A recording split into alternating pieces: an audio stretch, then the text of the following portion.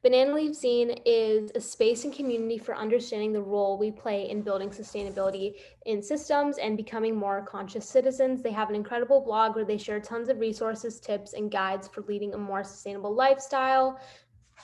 So welcome, guys.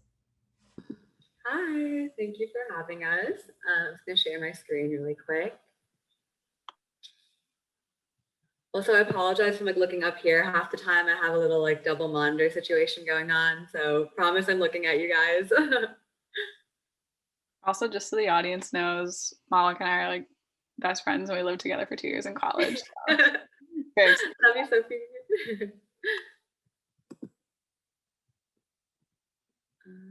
Sorry, 1 second.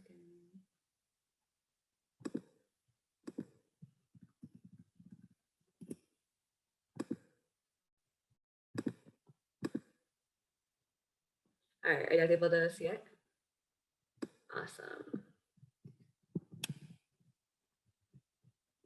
Okay, so hi guys, I'm Malika. I'm so excited to be here, and a huge thank you to Luna Collective and Unpublished for having us. Special shout out to Sophie, who, as she just mentioned, a really, really good friend. So today's topic of the panel was wellness and sustainability. And if you guys got a chance to read the description of this little event, or if not, no worries, I'll just tell you guys anyways. What we really wanted to talk about was living a sustainable lifestyle, or kind of a sustainable lifestyle that's more realistic for you and for your goals and for your lifestyle. A lot of what we see when we talk about sustainability is kind of big terms of zero waste or veganism, and things that can be really intimidating to hear from the get-go. So we kind of wanted to break that down, explore some of the considerations to think about in sustainable lifestyles, and kind of work together to set some goals for you for how you guys can kind of go about transitioning to a lifestyle that maybe you're hoping to embark on. So to start off, this is kind of what I was talking about, where when we kind of look up sustainability, or with it becoming more trendy, we're often met with a lot of headlines like these that can be really aggressive or sometimes even oversimplified, where a lot of companies or news media outlets now will kind of conflate sustainability with these things, just like simple swaps or products that you have to buy in order to really become more sustainable, when that's not necessarily the case at all. And while these things can be awesome and can be a good addition to have with other elements of your lifestyle, we kind of want to be careful in really conflating that rhetoric and making this all we presume sustainability is. Oops, sorry, my slides are a little bit finicky. So kind of going back to the basics, a definition of just what sustainability is. It's really just meeting the needs of the present without compromising the ability of future generations to meet their needs. And that definition comes from the UN World Commission. And they break that down even further by describing how that is encouraging framing decisions in terms of environmental, social, and human impact for the long term rather than short term gains. And the CDC has a definition that kind of extrapolates that to your individual life by defining it as incorporating sustainability into your lifestyle means becoming aware of your choices in food, products, and energy use, and really focusing on the small steps that you can take at home, at work, and in your community. So really that idea of before you do something, before you purchase something, or kind of go about a certain act within your day, within your lifestyle, considering if this is something that, yes, while it may just be bringing you a positive feeling now, giving you what you need in this moment, thinking about the ramifications of that 10 years from now, 30 years from now, 100 years from now, and things like that, and just being more mindful of all the different areas of your life and the way that those actions can kind of continue and ripple throughout the planet and throughout the future across years to come. But before we go in further into the complexities, I should probably tell you a little bit about us and who I am and what we do and how we kind of all got into this. So Banana Leaf is run by me and my friend Tara, who sadly couldn't be here today. She is kicking ass as an ESG analyst working at a sustainable protein supply chain firm. So she's a little busy doing some work for that right now. But I'm here on the behalf of both of us. And we met in India growing up. We both kind of moved around growing up internationally across different countries and have been friends for over 14 years. and both kind of just bonded over veganism, really. So how I kind of even got into sustainability in the first place was 3 years ago. Sophie probably remembers this, but when I was a sophomore in undergrad, I just was like scrolling through my Instagram and saw an ad for something called Veganuary, which was just like vegan January and trying to go vegan for 30 days. And I had done my undergrad in LA, and I was like, that was the perfect place to try being vegan if I was going to do it. So I was like, why the heck not? Like, it'll be fun. I'll challenge myself. And as I was doing that over the course of the 30 days, I found myself kind of just being more mindful about what I was eating and like looking more into nutrition labels. And as people would start to ask me questions about like, why was I even doing this for 30 days? I was like, I should probably have a better answer for them than just why not. So I started doing some research into like the environmental implications of veganism and the benefits of it. And as I was doing that, I was just kind of so excited by the fact that this little lifestyle change could actually have a positive impact in some way in the world. And it was something that was feasible for me. And I totally understood in that moment that like this diet was something that would not work for everyone because of the way people grew up, cultural reasons. They have to eat meat, they have to eat certain things. And I totally understood that. But I was like, if this is something that was feasible for me, then that's awesome. And I should just keep doing it if I can. And that kind of prompted me to want to dive deeper into other lifestyle changes I could make that I could do that could have a positive impact on the world or the planet.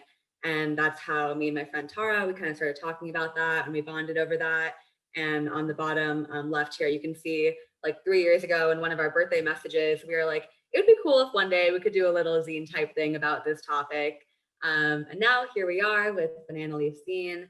So we started this to really spark discussions like we're having today, empower and inspire people on their own sustainability journeys, and really just to explore, learn, and grow alongside others from a judgment-free kind of perspective. And so what Banana Leaf is we have an Instagram page and a digital community, as well as a blog website and a digital magazine. We have one out so far, and we're working on a few more, as well as a few more long form projects that will hopefully come out later this year that kind of shift away from what we initially started off as, which was kind of seeking, providing advice on like lifestyle changes and veganism, to exploring some of the more nuances and complexities that are really important to be aware of before diving into sustainable journeys that we feel like a lot of kind of media outlets don't necessarily dive into as deeply.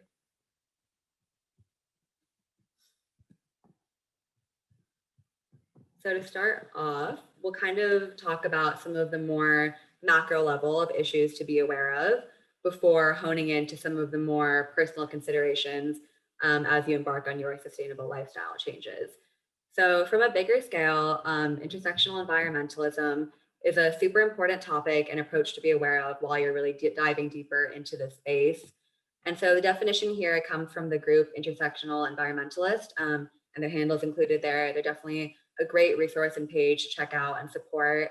But this is defined as advocating for underrepresented communities, particularly Black and Indigenous people of color and low-income citizens, and the environment, and understanding the way in which those two are connected, as these communities are often the first to face and be hit by the hardest, really, the negative consequences of climate change. As they put it, injustices experienced by marginalized groups and the planet are often interconnected. Some of like the big statistics are that like Black communities are 70% more likely to live in counties that are in violation of federal air pollution standards. 86% of Alaskan Native villages are susceptible to flooding and erosion. And for example, after Hurricane Katrina, 80% of people living in flooded areas were non-white, but meanwhile, the white higher income neighborhoods had statistically significantly more access to relief and assistance, despite not being as severely impacted. And that issue also kind of feeds into the way that the sustainability movement can appear to be very whitewashed and westernized. Like a lot of the tropes like it, like even veganism, are kind of sometimes associated with being like a white girl thing, when in actuality, a lot of the hallmarks of it we see come from Indigenous or from Eastern cultures and things that they've been doing for centuries. So we thought it was kind of really important to just discuss how one of the lines between cultural appropriation and appreciation in embarking on your sustainability journey is failing to acknowledge where a practice comes from or misattributing its origin. So like before applauding a big corporation for a seemingly innovative, sustainable product or vegan dish, remember to consider how it may have stemmed from another culture or country's roots, and really just doing more research into that beforehand.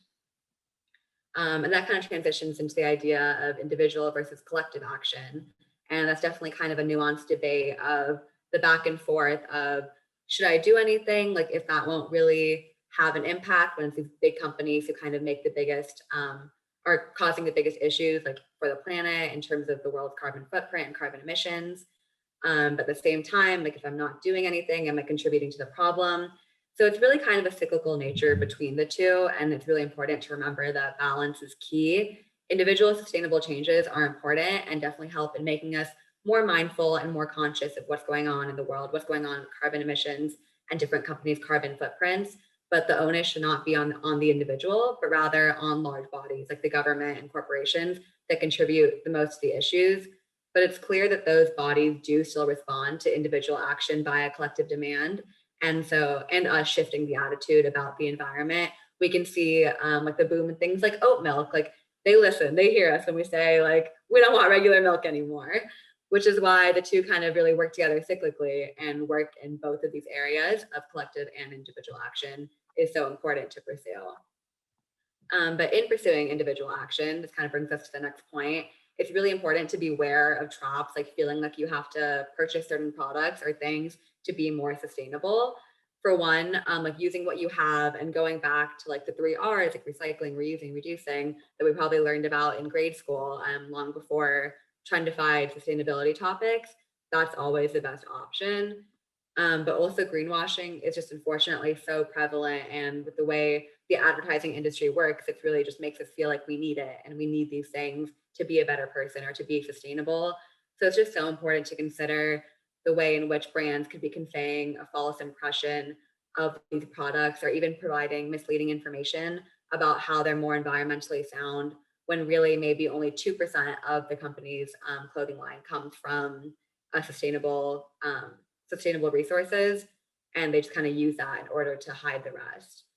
And so common examples of this just include like flashy sustainable buzzwords that over exaggerate the minimal amount that they're doing that's sustainable, which is why when you're looking to buy something new, taking a second to do research into the brand, or a quick Ecosia, which is a carbon negative alternative to Google, quick plug for them, search on small or sustainable business alternatives is always awesome to consider.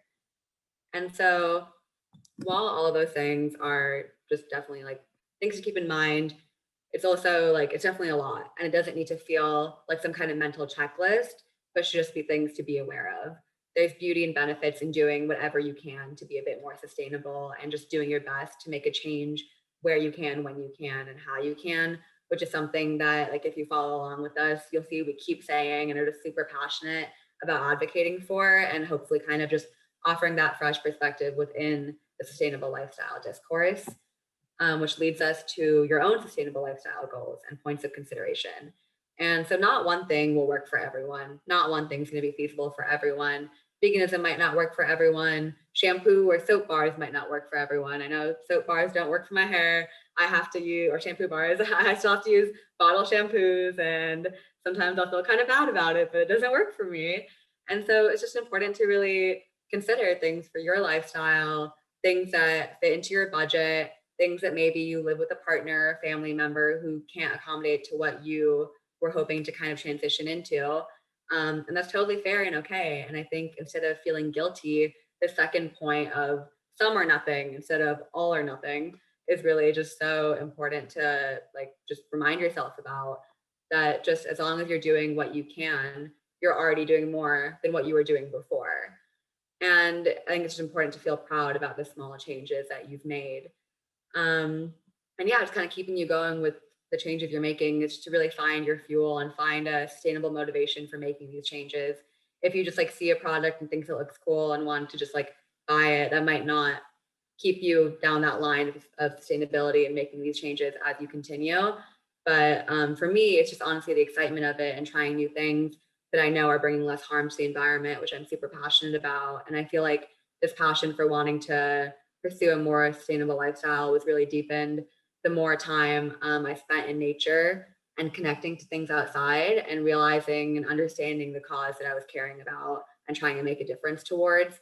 So for you, it can really be anything from aesthetics to the environment, to your health, to money. There's any kind of motivation for yourself. It's important to kind of like reflect and find what works for you, which is exactly what we'll do right now. We'll just do a little bit of reflection and goal setting together. So if everyone wants to maybe just take like 5 minutes, grab a little notebook or on your laptop, jot down some of your thoughts and answers to these questions. We can consider like what's motivating you to try to pursue more sustainable habits. Something that can kind of help you is if you want to evaluate what your ecological footprint is. This website is super user friendly and you can find out in a couple minutes. And you can kind of consider from there what parts of your footprint are in your control versus what's not. And out of what's in your control, which of those are feasible areas in which you can make change, and what changes do you want to make in those areas. And something that's really important to remember in these goals is to start small. If like you eat meat every day, don't say you're gonna go vegan. Like do things specific, do things relevant to you in your life, and do things feasible for you. But if you're not really sure where to start, you can kind of look at these goals on the side of the screen here.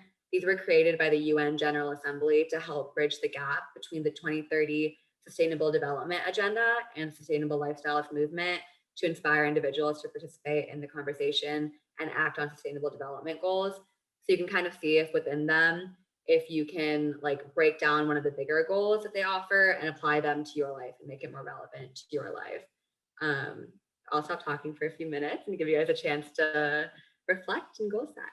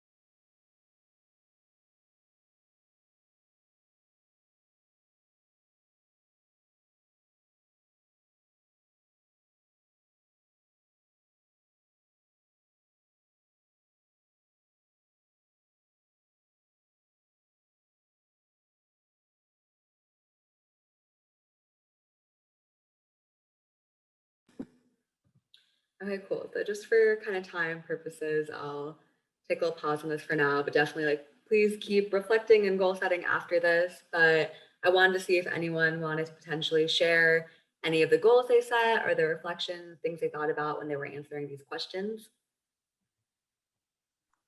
I can start. I'm trying to focus on more using less single-use products. I don't use a lot of that, but it's as simple as like when you go to the grocery store and you buy strawberries and that comes in a plastic container. because I feel like I'm good with a lot of areas, but definitely packaging is been really hard for me to get better with. So that's something I'm really trying to work on and reflected about. Yeah, I love that. I feel like definitely like groceries is such a big one. And I think like also like you were mentioning, choosing a specific like product or just instance in your life when you use it is so important. I think to help really like realize how can you address that specific like thing as opposed to just a kind of general like single usage, but thinking, okay, instead of buying strawberries like in these boxes at the supermarket, maybe at the farmer's market, I can go and like get those little like containers and reuse that container, and kind of really thinking about it in that narrow down way is definitely like such an awesome just kind of approach to take. Definitely. It looks like we also got some in the chat. Yeah, simply buying less and being honest with myself on what I actually need and using everything before you already have before buying new things. Doing my research on the brand I buy from and shop at more sustainable, small Black per person of color businesses. These are all really great. You're awesome. I love these. Thank you guys for sharing. Just a little quote I like, just recording your dreams and goals on paper. You set in motion the process of becoming the person you most want to be. You're putting your future and with these sustainability goals, other people's futures and the planet's future in good hands and your own. And so for going forward from goal setting, just kind of accountability, having a little buddy system, making sure to tell people your goals and checking in with them, being honest with yourself, being honest with your friends about it. If you slip up, that's totally okay. Making sure to forgive yourself. And like I kind of mentioned earlier, remember that once like you start acting on a goal, it's really easy to be hard on yourself when you mess up. But remember that by even like acting on that goal 80% of the time or 60% of the time, you're doing it more than you were before. And you're already doing more positive things for yourself and for your life. And kind of extending beyond individual action, maybe consider setting aside a couple of like hours a month to research and email brands and companies you care about and push for sustainable practices for them, feeding into that kind of cyclical nature between individual and collective action that we had mentioned earlier. And before I wrap up, so quick plug, you can follow us on Instagram at Banana Leaf Zine. Here's a little preview into our page, or read some of our articles on our blog at bananaleafzine.com/blog. This past summer, we released our first zine, which kind of focused, which is the first in a series of 3, Today, Transition, Tomorrow. This one really focused on the issues that COVID really exposed in terms of the lack of sustainability in our systems, both in terms of environmentalism and just the way our systems operate right now. We think COVID really just shed a light on the fragility of them and things that were exposed about them. Transition, the next issue, will kind of focus on ways to bridge that gap and make these systems more sustainable, while tomorrow, the final one in the series, will focus on a more optimistic, positive light and what our future can look like if we start to make these changes in fixing our systems. And yeah, just thank you guys so much for listening and for sharing in the chat or out loud. And one of our mottos is to just explore, learn, and grow. So we're super excited to make this year one of exploration, growth, and connecting with both ourselves, the world around us, and hopefully connecting with each other. Feel free to email us or DM us with any questions, or if you want any help or advice or accountability on your sustainability goals, we got you. Awesome. Thank you so much. So we have a couple questions we wanted to ask you, but like we said earlier, if anybody else has any questions, feel free to ask them in the chat, or you can just raise your hand. So coming from us, what has been the easiest eco-friendly habit you've picked up? Ooh, let's see. I feel like a lot of just like little products, I guess, that replaced a lot of my like single-use products beforehand. I think kind of like Sophie and I were talking about earlier when we were saying like looking at one product at a time. For example, just like tote bags at the grocery stores or metal straws like in cups and going out. In undergrad, like Sophie also probably remembers, I had a little reusable solo cup my senior year that I got. So I think things like that, they're just kind of like cute and fun to have, help kind of make that transition a lot easier, because I was excited about using these products, excited to show them to people. They kind of felt like, you know, they were part of like your brand, part of you being a little cool and quirky by having these things. So I think things like that were fun and help make that easier. That's great. We also have a question in the chat. How do you deal with consumer guilt, for example, when there are products or services you know you can't avoid? That's definitely super hard. And eco guilt is like definitely such a big thing. I feel like I still deal with it. I'm like trying to navigate. I think it's just, again, kind of reminding yourself that it's important to do what you can where you can. So in the areas of my life where I can be more eco-conscious, I do my best too. But when there's certain things that I can't avoid, instead of trying to like be hard on myself about it, understanding that this time in my life, like like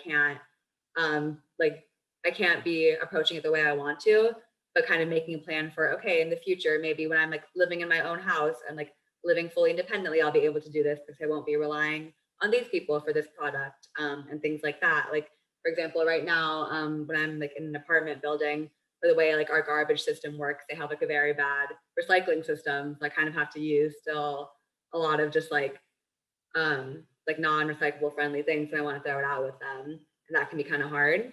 But yeah, just understanding and I don't know, being easy on yourself, remembering that you're doing what you can. And yeah. That's great. We also have another question, just, and you kind of touched on, individualism versus collectivism and that whole kind of conversation. What's kind of your go-to response when someone tells you that your efforts make no no difference, when they look down on the individualism effort? Definitely. I think it's definitely something that can be thrown around a lot, especially with things like veganism and being vegan. I think normally what I say to that is, well, it's not doing any harm. It can only be helping. So why not? Like the most you can get out of it is a positive impact, and that positive impact, it won't be causing anyone or anything any harm by doing it. Whereas with the alternatives, there are definitely ways that you can identify the harm. So the harm those things could be causing. Awesome. So another one is, what positive outcomes, sorry, my dog is barking. What positive outcomes do you hope quarantine can have on people and their relationships with sustainability?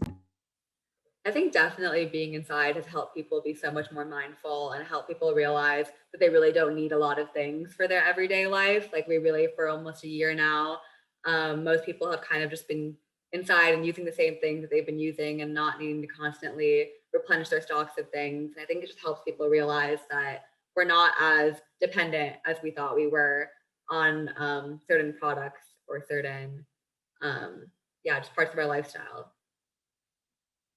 Nice. And I'm not sure if you were here for the last session. We kind of touched on this in the end, but obviously quarantine has brought a lot of unsustainable practices for a lot of people. But what positive outcomes do you hope that this maybe could have on people's relationship with being eco-friendly and sustainability? Yeah, I think just like kind of, I think it also allows people to reflect a lot more, just like on their relationship with the planet, with their habits and things like that. And I know at first I'm sure there's kind of like a lot of impulse quarantine buying, like retail therapy, things like that. But I think we've seen like a downward spike now in that kind of trend. I think people are starting to realize and just be comfortable with what they have and enjoying the things they have. And yeah. Yeah, that's a great answer. And I guess kind of moving forward, I know you touched about kind of some things moving forward, but what are you most excited for this year and Banana Leaf Zine? I'm excited about a few kind of like projects that we have in the works. Like late last year, we both weren't really able to do a lot of work on like Banana Leaf as a whole. Just as I was mentioning, like Tara started a new job. I started like a new program at school. So it was kind of difficult to like invest like time and energy into it. But I think we finally kind of like got some like ideas set out and in the works. Something we're working on that's probably a while away from coming is kind of like an intersectional environmentalist project, working with like activists and creating like an anthology on thoughts speaking to these kinds of questions of intersectional environmentalism and the nuances of the sustainability movement that are kind of swept under the rug. So hopefully that'll come out at some point in the near future, but stay tuned. Okay, cool. Well, I think unless anyone has any other questions, let us know. Otherwise, Rebecca, you want to wrap us up? Yeah, thank you so much for hopping on and joining the panel and answering all of our questions along with doing your own presentation. I personally learned a lot, and that definitely helped me because I'm trying to be more sustainable and eco-friendly and everything like that. But just thank you so much. Thank you guys.